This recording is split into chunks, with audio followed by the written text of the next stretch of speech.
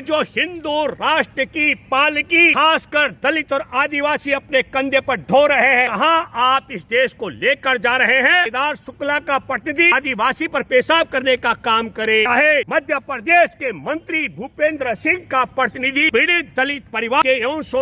छेड़खानी का मुकदमा, जान से मारने का मुकदमा कोर्ट में चल रहा हो 2019 का। आज हमारे देश में बाबा साहेब की अध्यक्षता में बना हुआ संविधान है। इनकी बहन के साथ छेड़छाड़ का मामला अदालत में चल रहा है और आरोपियों ने पहले घर पे धमकी दी, उसके बाद नितिन की हत्या कर दी, उनका घर उजाड़ दिया, उसके बाकी दो भाइयों को भी जान से मारने के लिए ढूंढते फिर रहे थे। अभी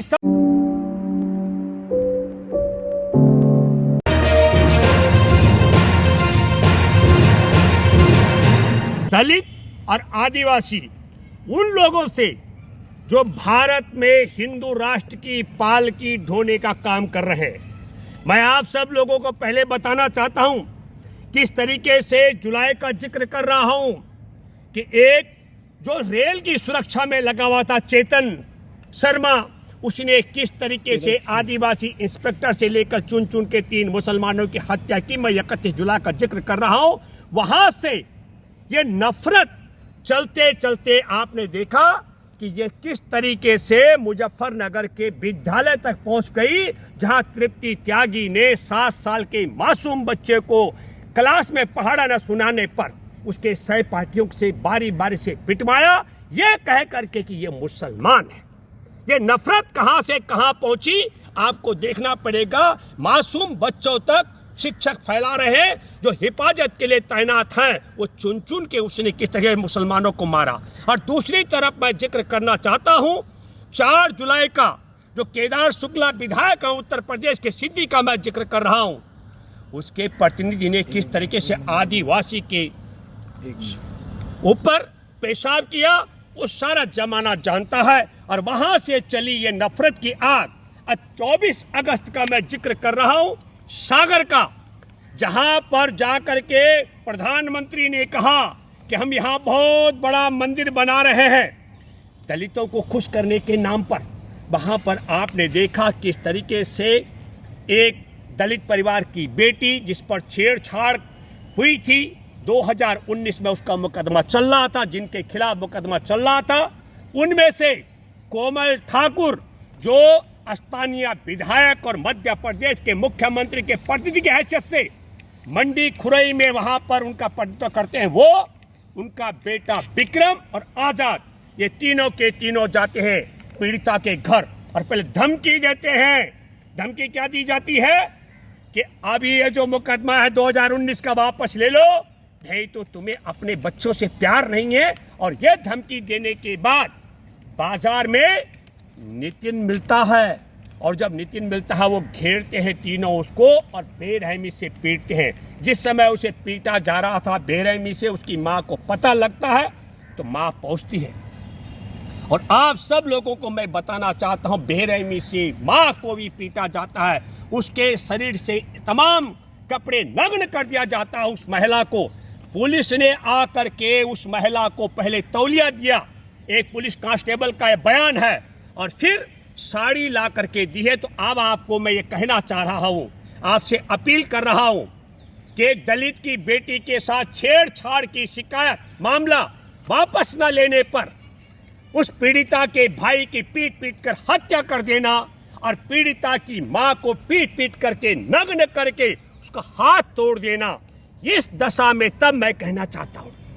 कि जरा सोचे अपने हृदय पर हाथ रख करके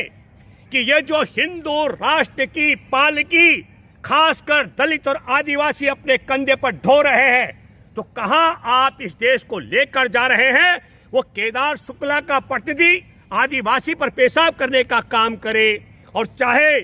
मध्य प्रदेश के मंत्री भूपेंद्र सिंह का प्रतिनिधि पीड़ित दलित परिवार जिसके यौन छेड़खानी का मुकदमा, जान से मारने का मुकदमा कोर्ट में चल रहा हो 2019 का, मुकदमा वापस लेने पर यह बात मैं इसलिए भी कहना चाहता हूं, हमारे दोस्तों ने देश में नफरत फ्री देश की बात के लिए एक बड़ा कार्यक्रम किया था। मैं इस पर आपके माध्यम से कहना चाहता हूं, मेरी वहां पर जो सबसे बड़ी जिक्र की बात है कि 18 साल का लड़का जो बेरहमी से मारा पीटा गया, उसके लिए क्या कहा जा रहा है? वहां का एडिशनल एसपी कहता है कि इस पर आपराधिक मामले थे। उन्होंने पूरा मामला additional SP doctor Sanjeev Kumar ने मीडिया के सामने क्या कहा? जिस दलित बेटे की हत्या कर दी गई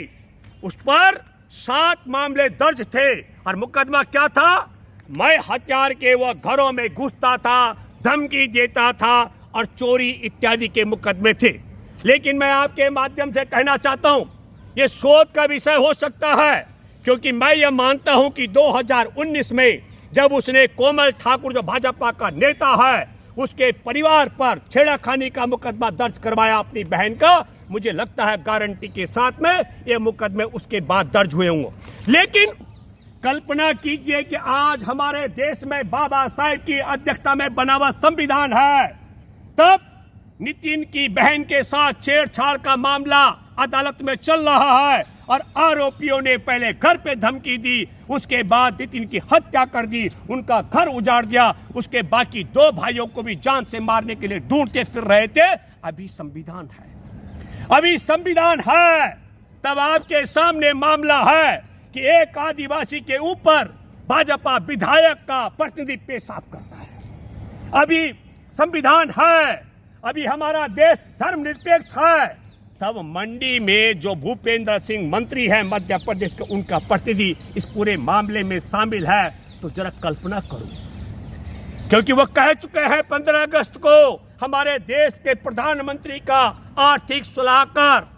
एक आर्टिकल लिख चुका है, उसके खिलाफ आपराधिक मामले हैं, जिसने ऐलान कर दिया लिखित रूप में कि देश में संविधान बदल दिया जाएगा। तो कल्पना करो, जब बाबा साहेब की अध्यक्षता में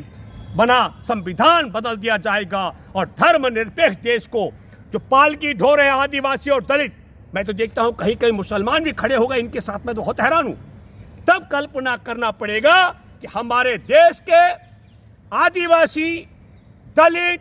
महिला, किसान, खेतीहर मजदूर, मुसलमान, आम इंसान के साथ क्या असर होगा जब देश में संविधान खत्म होगा और देश को धर्मनिरपेक्ष के बजाय हिंदू राष्ट्र बना दिया जाएगा। इसलिए मैं अपील करता हूं,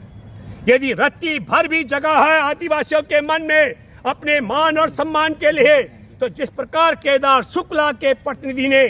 पेशाब की एक आदिवासी युवा के ऊपर, अब की बार आपको तय कर देना चाहिए कि एक एक आदिवासी प्रतिज्ञा करे, हम इस देश के अंदर संविधान को मिटाने वाले और आदिवासी के ऊपर पेशाब करने वाले और जबरन धर्मनिरपेक्ष देश को हिंदू राष्ट्र में तब्दील करने वाले का बहिष्कार करना पड़ेगा। यही काम हमारे देश में बाबा साहेब का सम्मान करने वाले आदिवासी, मछुआरे, दलित और आम नागरिकों को, इवन महिलाओं को भी, क्योंकि जब ये हिंदू राष्ट्र में तब्दील हो जाएगा, संविधान खत्म हो जाएगा, तब महिलाओं की दशा भी क्या होगी। इसलिए मैं महिलाओं से, मुसलमानों से, देश के आम इंसान से, किसानों का भी हसर आपने देखा, 7 से ज़्यादा किसानों की शहादत हुई है। तब मैं अपील करता हूं कि हमारे देश को बचाने के लिए, देश में संविधान की हिफाजत के लिए और देश के धर्मनिरपेक्षता को बचाने के लिए ऐसे गिरोह को, खासकर संघ परिवार और उसकी भाजपा से आपको दूरी बना के रखनी पड़ेगी। धन्यवाद। जय जवान, जय किसान, जय